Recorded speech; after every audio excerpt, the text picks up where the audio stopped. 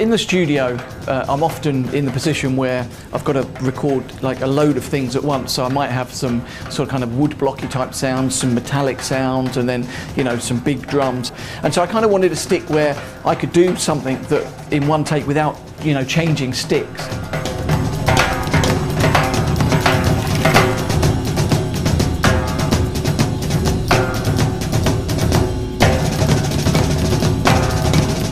What we have is, you know, it's a kind of a 5B body, but it comes really down thin into a very small, you know, small tip, small acorn. And, you know, there are a lot of definite reasons for that.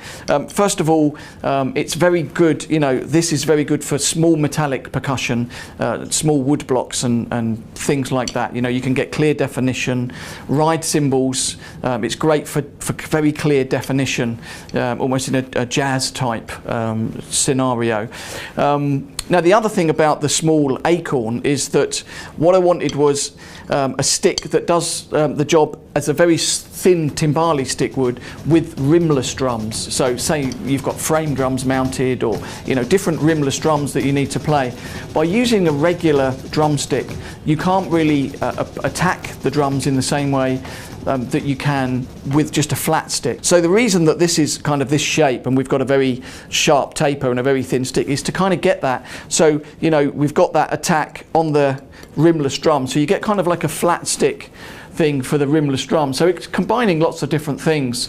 You know, you've got the definition on the metallic stuff, then you've got this type of thing with the taper and that on rimless drums, which is great, really useful. And then I wanted the you know, round the other way. You know, we've got like a big fat you know, kind of rock type timbali approach, which I would use on larger drums, you know, such as large floor toms, or maybe even smaller taiko drums. So it's kind of, the design really has come about very specifically from all of these requirements. For the drum set player who might want, you know, very fast defined work, such as some, you know, jazz idioms, one of the issues occurs that when you get like a very small tip and taper like this, you often end up having like a 7A or a very small, a lot thinner stick.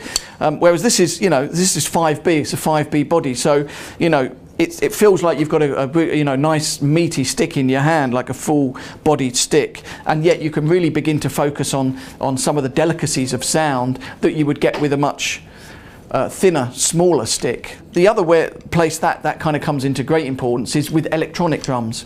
For me, it's really important that that we have this, you know, you've got the feel of the stick, but then, you know, you've got the thinner tip, so you get less of the sound of the pads, less of the sound of the, you know, the coating on the you know, plastic cymbals.